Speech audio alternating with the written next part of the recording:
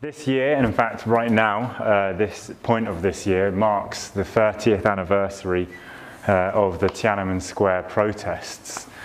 And these were the biggest student protests probably in world history.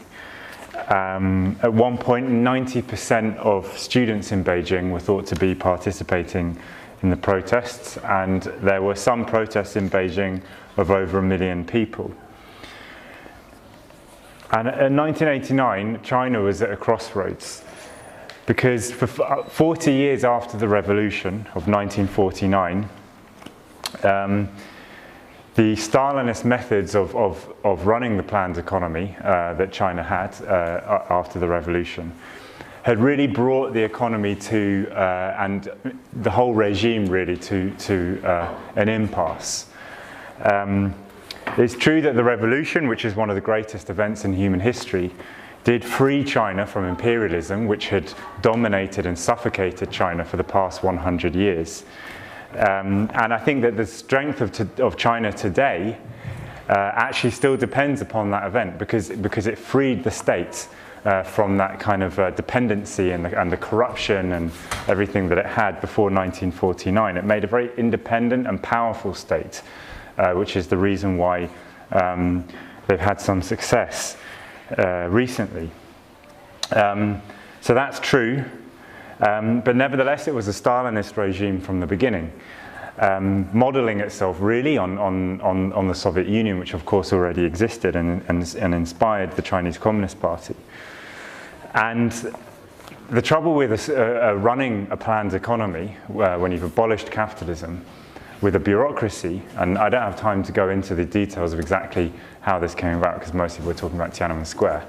But what you need to know is that running a planned economy bureaucratically and without workers' democracy makes the economy incredibly inflexible and prone to economic disasters.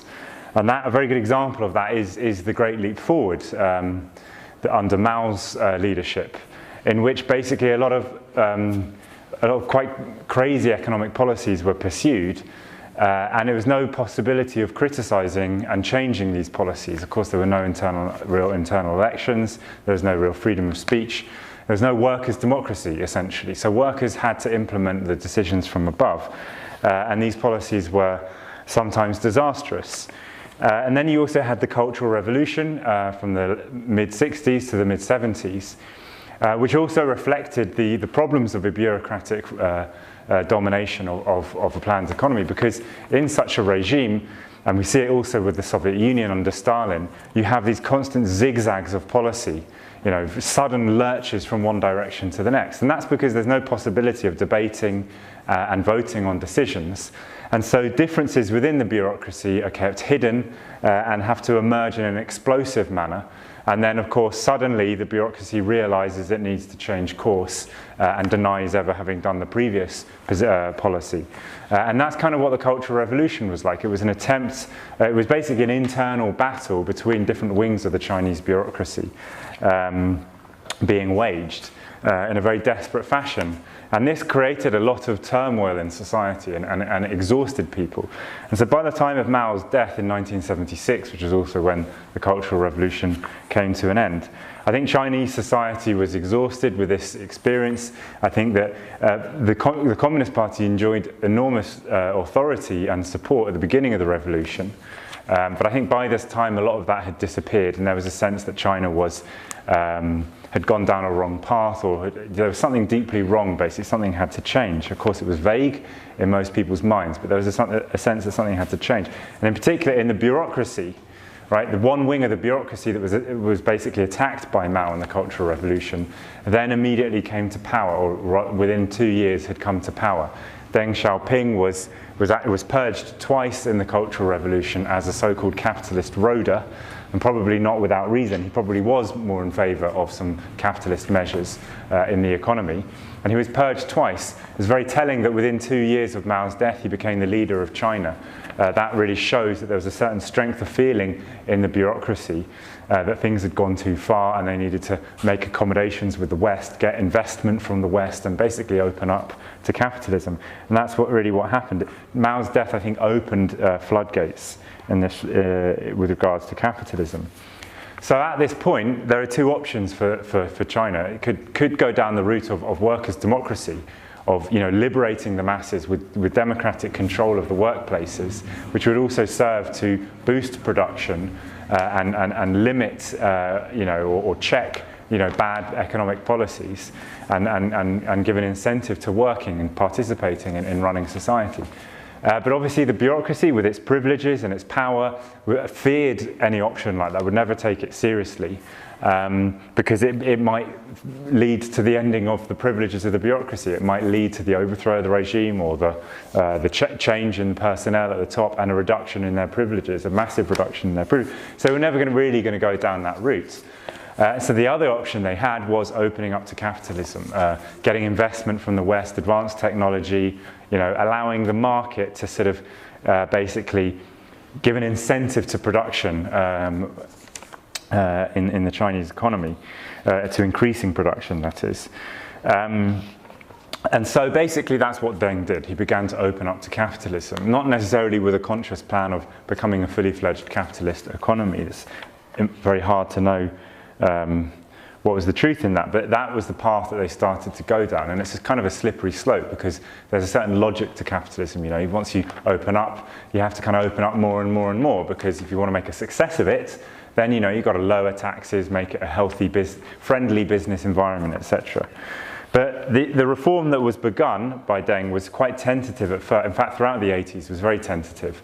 It didn't really see any privatizations of state-owned enterprises or layoffs of workers. They actually had a phrase for it, reform without losers. In other words, don't subject the economy to too much of a bracing of capitalism. So basically what they did is, it was a bit like the new economic policy in Russia after the revolution, where they allowed peasants and local enterprises, especially in rural areas, to flourish. They allowed them to keep their profits. They allowed peasants to sell at market rates rather than handing over at prices set by the government. And so gradually throughout the 80s, there was an accumulation of wealth, especially in the countryside. There was, some growth of some businesses, basically small businesses, quite, like low value production. But that gradually began to develop, and public spending in turn was also cut back. This also went hand in hand with a mild political liberalization, which isn't really known very much today in the West that was taking place.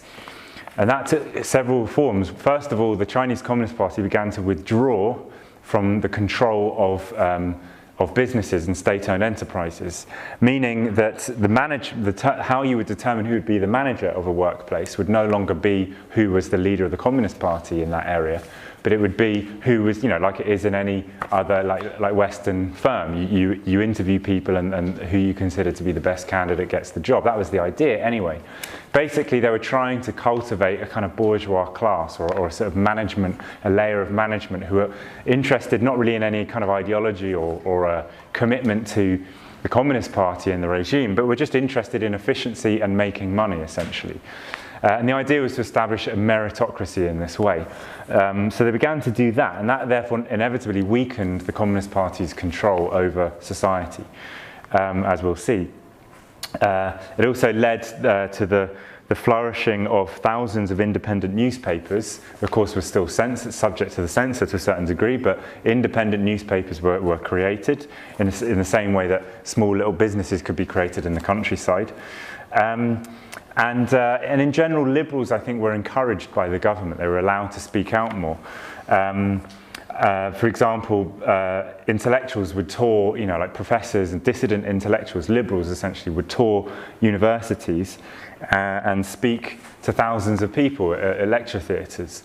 Although it's important to point out that there were never socialists or left-wingers who were allowed to speak. It was always pro-capitalist. But they were genuine dissidents. They didn't, they were against the regime, but they were allowed to speak. And I think the reason for this was essentially that the government was still kind of waging a battle with the hardline Maoists, and they saw the liberals the intellectuals, the people in favour of capitalism, that they would be obviously in favour of this policy, this gradual policy of introducing capitalism or elements of capitalism. And therefore, it would actually be good for the regime to allow these people a bit more freedom. It would get them on side, essentially, be an ally against the hardline Maoists. But, you know, this is a complex process, not easy to control. And with it comes, at the time, a certain soul-searching in Chinese society, which was kind of a continuation, I think, of the soul-searching that had been taking place ever since the shock of the Opium Wars in the 1840s. There was after that, there was this kind of questioning amongst Chinese intellectuals and bureaucrats as to why they had this formerly such a powerful empire had been so humiliated by British imperialism. And that continued right up until the Chinese Revolution 1949, when it kind of came to an end. But I think it kind of re-emerged here, and it was related to a criticism of the communist regime. It was a soul-searching that was saying, well, what have we done wrong? You know, why have we gone down this path? And look at how well America's doing. And you know, it was that kind of, it was a pro-Western kind of outlook, not necessarily in all of society, but at certain layers of the middle class. There was, for example, a TV show which passed the censor called River Elegy, which is a kind of monologue which basically questioned Chinese civilization and said that, you know, they had taken a wrong path. They should have taken the path of the seas and not the rivers. That was why it's called River Elegy. In other words, should have been open to world trade, like countries like Britain were, rather than rivers, meaning internal trade. And that became a huge hit within Chinese society. So all of this was going on, and there was a kind of, yeah, there was an opening up, but it was beginning to get a bit dangerous, I think, from the point of view of the regime. I should also add that as these freedoms were being granted, freedoms were being taken away from workers. The right to strike, for example, was abolished in 1982, just as other freedoms are being granted. The right to strike was never necessarily genuine, particularly under the communist regime, but it's still significant that they formally abolished that right. And that was because they anticipated that workers might oppose some of these policies. And indeed they would, because whilst all this was going on, there were a lot of problems. It wasn't plain sailing like we might imagine, seeing as how powerful China is now. Far from it. There were massive increases in inequality, and also, which was not normal. China was one of the most equal countries in the world at the time, so that was very unsettling and strange for people. And also several bouts of inflation, of very high inflation throughout the 80s, which was a product of opening up to capitalism and loosening credit, basically. And as a result, real urban incomes actually declined, especially for working class people. And also, intellectuals and students, whilst they were initially enthusiastic about this process, they actually did quite badly out of it. In the Cultural Revolution, intellectuals and students, especially established intellectuals, were vilified, as you probably know. They were, you know, painted as basically enemies of the people, bourgeois, essentially, and, you know, often sent to the countryside to do humble work.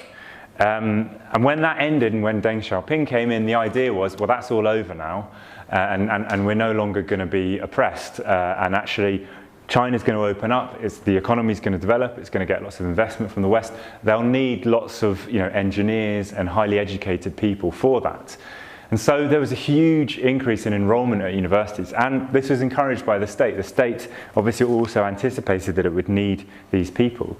And so China, throughout the 80s, built an average of 1 extra university every single week.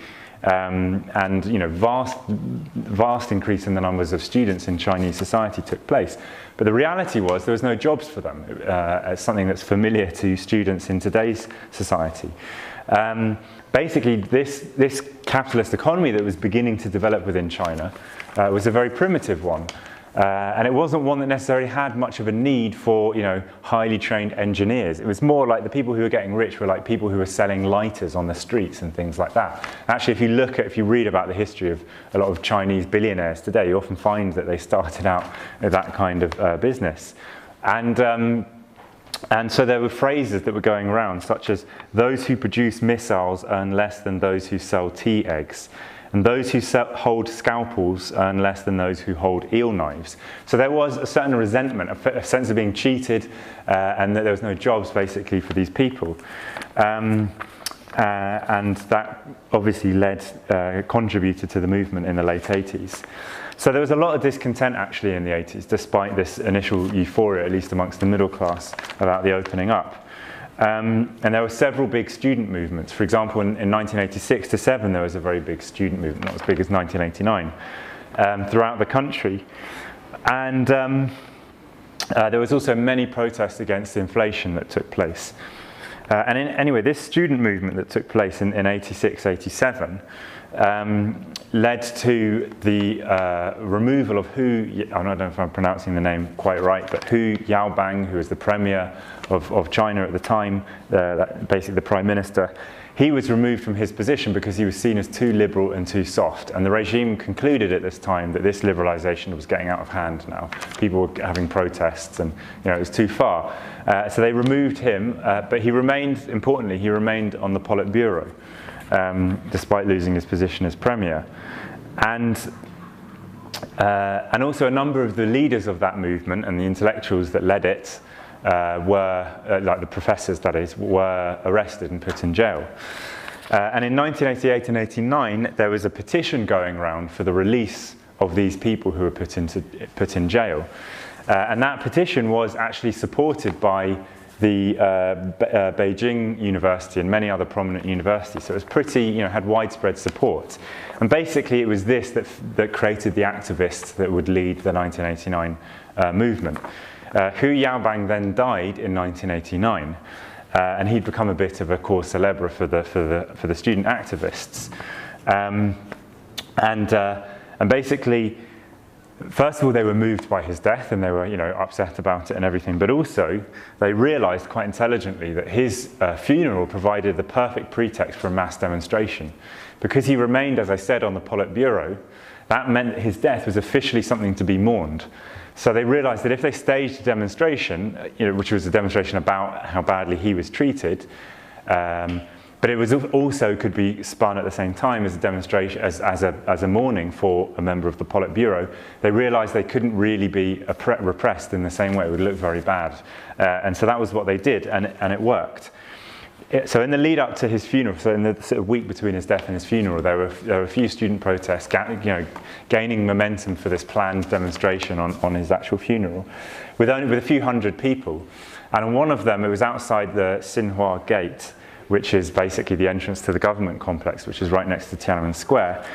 A few students were roughed up by police, I think, and were.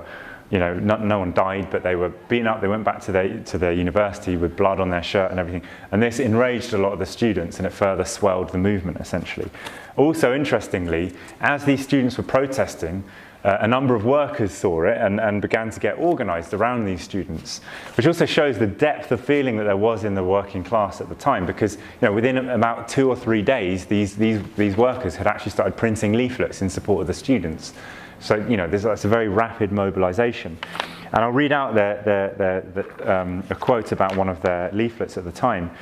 In one of the handbills they distributed, they blamed the steady decline of people's living standards and uncontrolled inflation on the long-term control of a dictatorial bureaucracy. In order to safeguard the extravagant lifestyles of a minority, the statement continued, the rulers issued large numbers of bonds, like treasury bonds, to take away forcibly what little income the workers have. The workers then punctuated this handbill with demands to stabilise prices and to make public the incomes and expenditures of the high state officials and their families.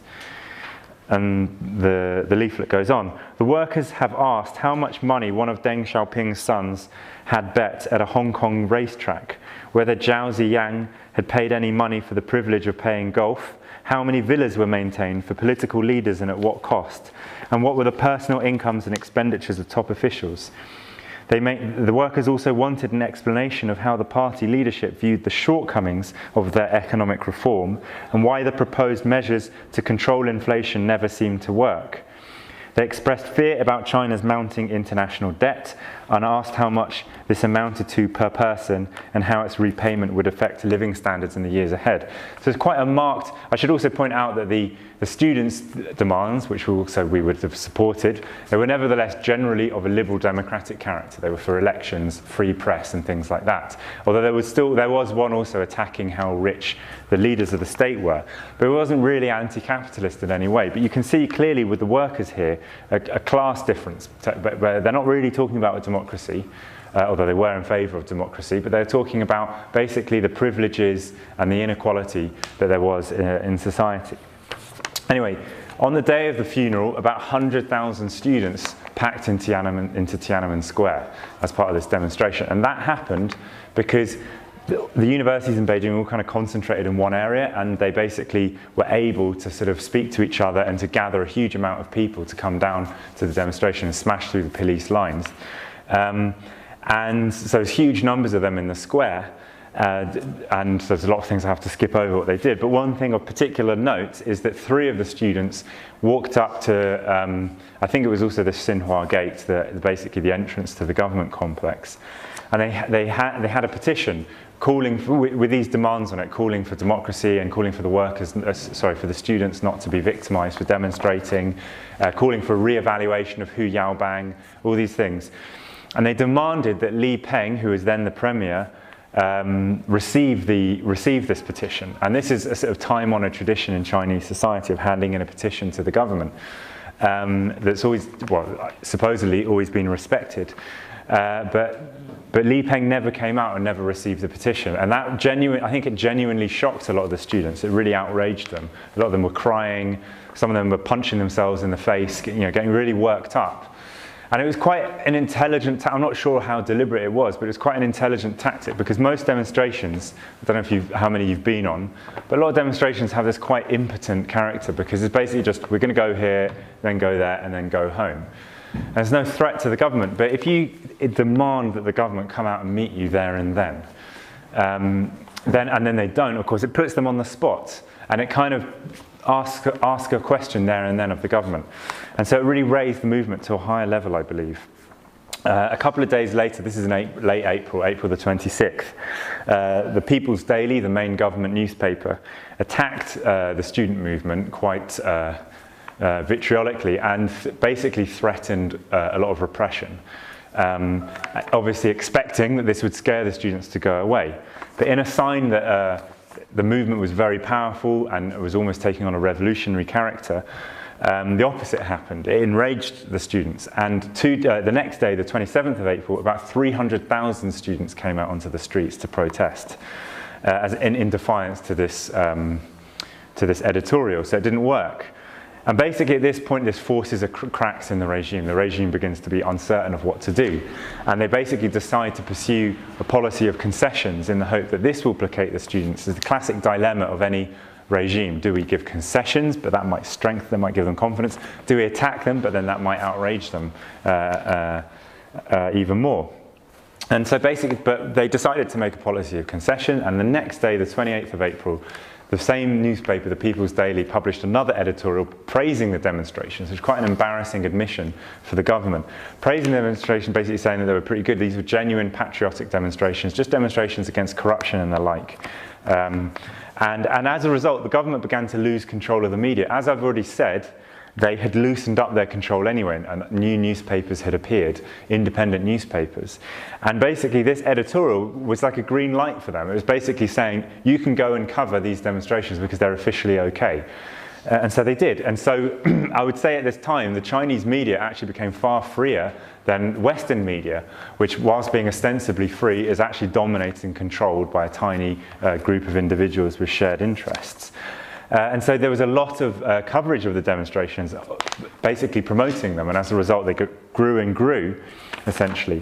Also, parts of the state, lower levels of the state, essentially began to support the demonstrations. There's lots of examples of work units being allowed to go and actually use company money to travel to support go and visit the demonstrations.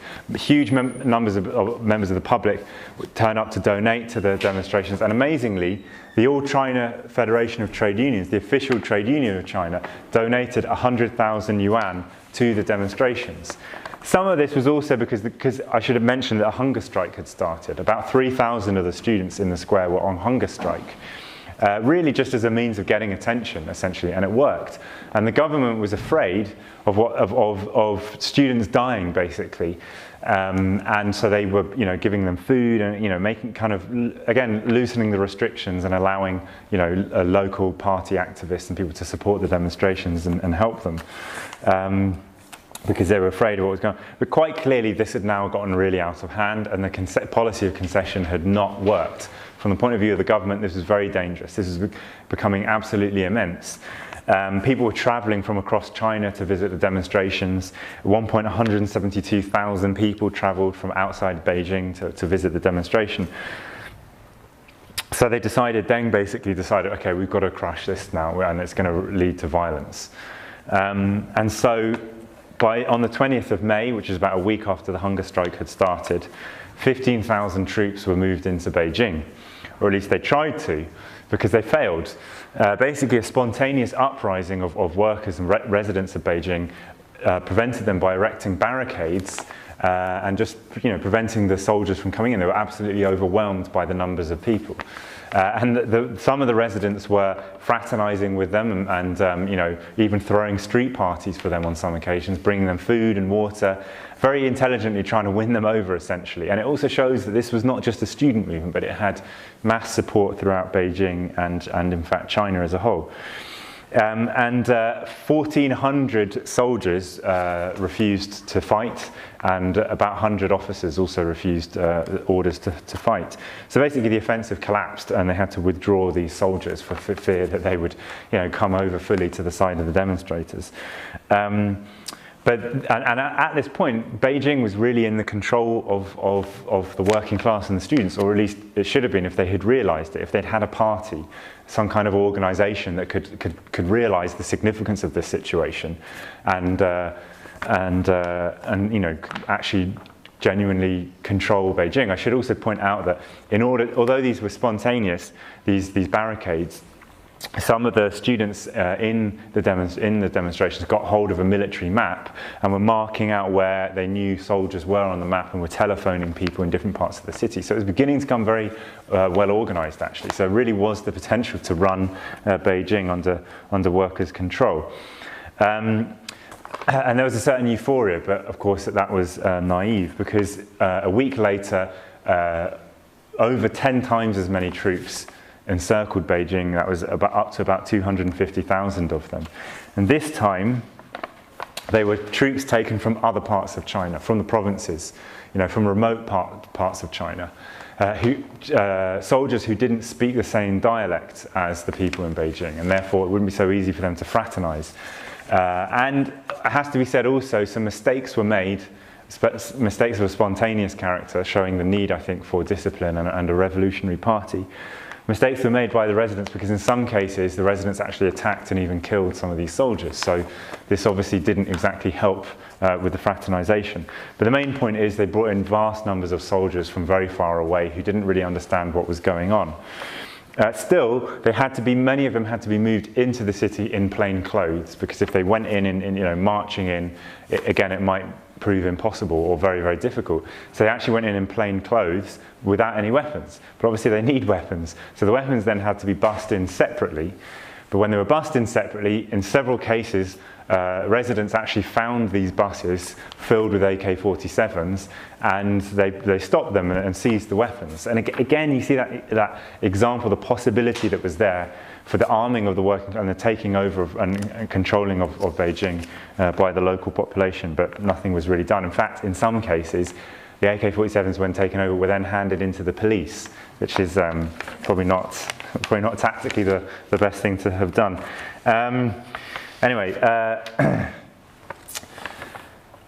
Also, they should have at this point called a general strike, I think, and I'll come on to that later on, because that was also in the air.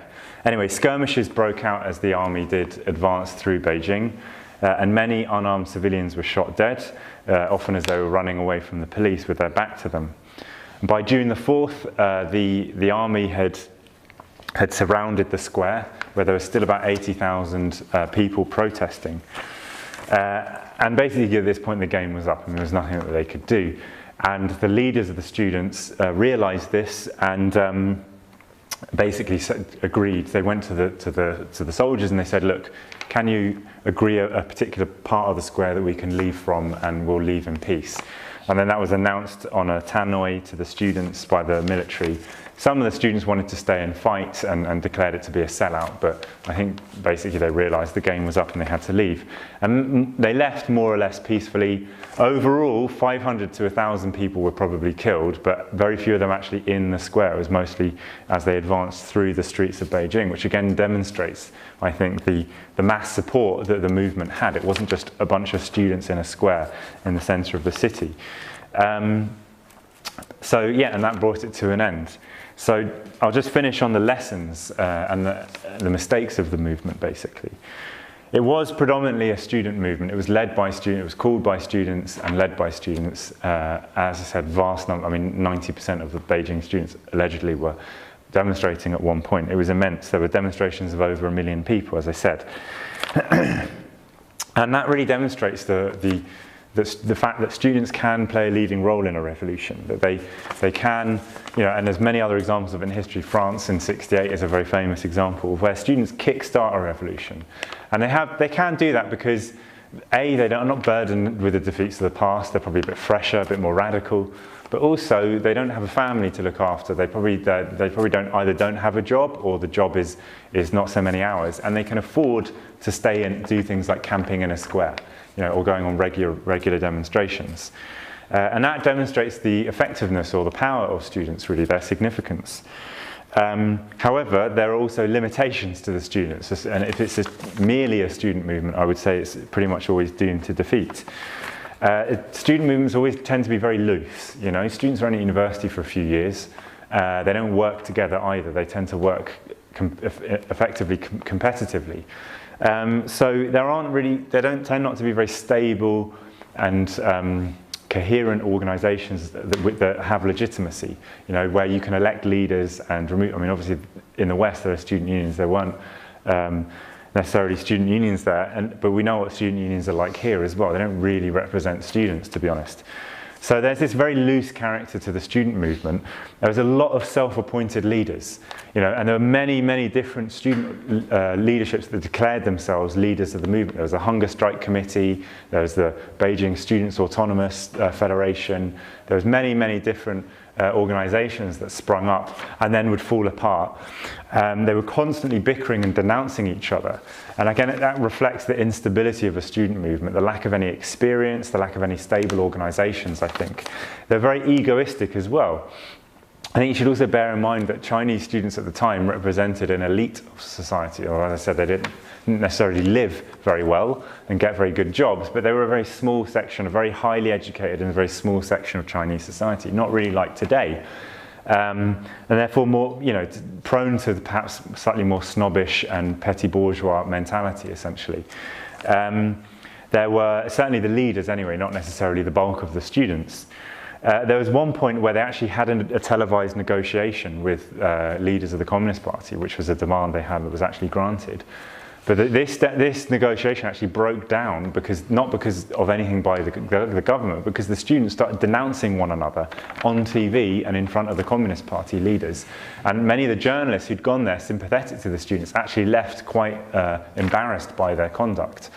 So this is not to cast aspersions on the students as a whole. They were quite heroic, and obviously many of them sacrificed their lives for this. But a layer of the student leaders, I think, played quite a bad role. Also, I think they got absorbed in the occupation, and this is something you see in occupations even today, obviously on a far smaller, less significant scale. But the tendency of an occupation is for it to become an end in itself, something you try to maintain, you know, and it requires a lot of organisation. I mean, of course, a strike and a demonstration requires organisation as well, but I think it's not quite as all-consuming. Of course, there weren't even any access to toilet facilities in this square, so by the end of the month it became a genuine health hazard. And this absorbed all of their time. All of their meetings were taken up with just discussions about whether or not to continue the occupation. They weren't discussing how to broaden its support, they weren't discussing how to connect with the workers, how to organise a general strike, they weren't discussing what political demands to make. It was just, do we continue the occupation? And it became a self-fulfilling prophecy as well, because those who didn't want to continue it just left, and new ones came in who did, and obviously therefore they always voted to continue the occupation. And that's something we see, I think, on a smaller scale in occupations that you still have today at universities. So these are some of the limitations, but the main limitation, because all of this is not really that important, had they connected with the working class, but they didn't. And the tragedy is the opportunity was genuinely there. These workers who I already mentioned and I quoted from had by now announced, they'd been holding regular meetings, and they'd announced that they were the Beijing Autonomous Workers Federation. And they basically, you could go to the square, find them, and sign up to be a member of the Beijing Autonomous Workers Federation by showing them your work card, your card to show which work unit you belonged to. And then you would be signed up. And supposedly, by late May, they had 20,000 members. Of course, these were fairly tenuous links, but these were actual members, people who'd gone there to sign up. And they had links with workplaces all over the city. They had a megaphone at the edge of the square, and they had a printing press, which they were using to distribute leaflets, such as this one that said, and I quote, "We denounce the special privileges, tours abroad for children and spouses and babysitters, and the keeping of mistresses by high-level officials. We have calculated carefully, based on Marx's Capital, the rate of exploitation of workers. We discovered that the servants of the people swallow all the surplus value produced by the people's blood and sweat. We declare that there are only two classes, the rulers and the ruled. The political campaigns of the last 40 years amount to a political method for suppressing the people. History has shown that the Communist Party is fond of settling accounts after the autumn harvest," which is a phrase, a Chinese phrase. "But history's final accounting has yet to be accomplished." So they were very, very bold, kind of had an anarchistic character, basically, a kind of syndicalist character. They also helped the students. At one point, 8 students were arrested and put in jail. And some of the workers from this federation got motorbikes and drove to the jail and forcibly freed the students that were arrested. So they were quite heroic as well. And they tried to build for a general strike. They raised the demand for a general strike, and they were trying to build for that. And they also called for workers' control of industry. However, it has to be said that the student leaders behaved in a lamentable fashion. I think this reflects the snobbery that they had that I mentioned before. They actually, on occasion, refused to meet with them. They saw them as a kind of a rival, basically. This is our movement, right? We were the ones that set it up.